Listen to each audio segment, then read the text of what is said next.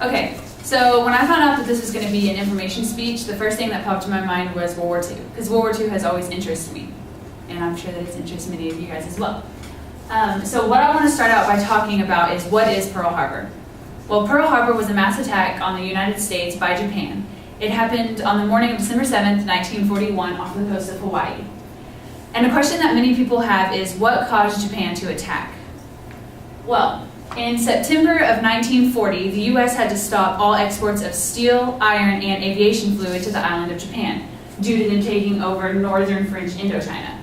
Now, by stopping the exports of steel, iron, and aviation fluid, that inhibited them from expanding their military. Without aviation fluid, obviously they couldn't fly their aircrafts.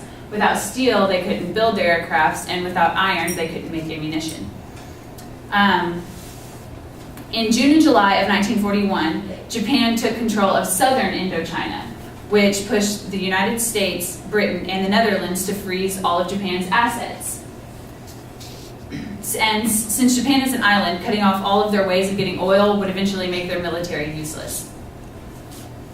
Eventually, Japan realized how this was affecting them and that their military was becoming useless. So when the Soviets were on the verge of defeat by Axis power, such as Germany, Japan took the opportunity to seize all of the oil resources from Southeast Asia. The US wanted to stop the expansion of Japan, but the American people weren't willing to fight long and hard enough to stop it. So the Japanese military devised a war plan, stating that they would sweep into other countries such as the East Indies and the Philippines. Japan expected that the US would declare war on them, but that they wouldn't fight long and hard enough to stop it.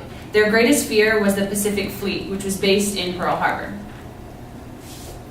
They were afraid that the Pacific Fleet would foil their plans. So as insurance, they devised a secret attack, which brings us to our conversation now. So what happened on the morning of December 7th, 1941? Just a little before 8 o'clock, the first wave of Japanese airplanes left 6 aircraft carriers. According to the official site of the attack on Pearl Harbor, within 2 hours' time, Japan had killed and wounded 3,500 people on the island of Hawaii. 350 aircrafts were destroyed, and 18 ships were sunk or badly damaged, including 8 battleships of the Pacific Fleet. And I don't know if you guys can see this, so I'll come up here a little bit and point at it. The most important ships that were sunk, this one is the California, this is the Oklahoma, the Arizona, and I can't really see the other ones. Let me see if I can see it on here. And then the one in the back is the Utah, and then the Nevada, which is right here. And those are the most important ships that were sunk. One that was very, very important is the USS Arizona, which eventually stood as a symbol of why the Americans were fighting in the war. 1,177 people were killed on this ship alone, either by the explosion or they were forced to drown. And another question that people have is, was there any warning? Well, early warning radar was new technology, but the Japanese planes were spotted. Unfortunately, they were ignored because they were thought to be a flight of B-17s that were due from the West Coast. So they thought that they were a part of the American fleet. Washington had decoded the Japanese airwaves, but by the time word was sent to Hawaii, it was too late. So on the morning of December 8th, 1941, the president at the time, Franklin Delano Roosevelt, gave his infamous speech. And I went ahead and I wrote down 4 little quotes out of his speech that are still known today. So I'll go ahead and read those to you. No matter how long it may take us to overcome this premeditated invasion, the American people in their righteous might will win through to absolute victory.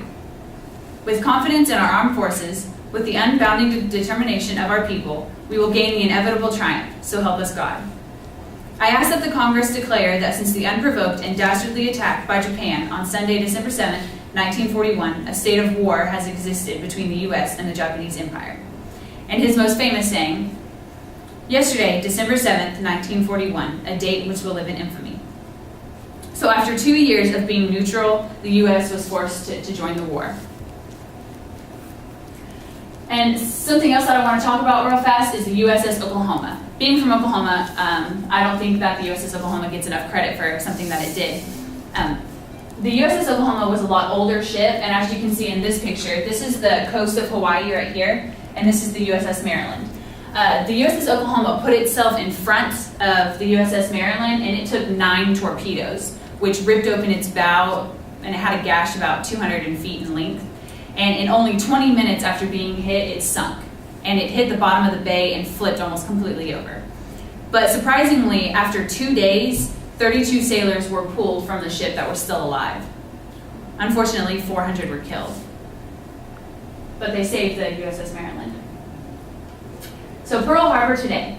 The government has done a really good job of creating monuments, and as in this picture it says the United States Navy, and it shows all of the names of the people that were serving in Hawaii at the time, whether they're dead or alive. And one of the most fascinating monuments that they've built, in my opinion, is this one. This is the USS Arizona, and on top of it they built a little museum, so people can actually go out on the ship and look around, and there's actually sayings that this is haunted, which makes it really cool. So this is on my bucket list. This is something that I would like to go visit before I die, because Pearl Harbor and World War II really interests me, and I would suggest that you guys do the same.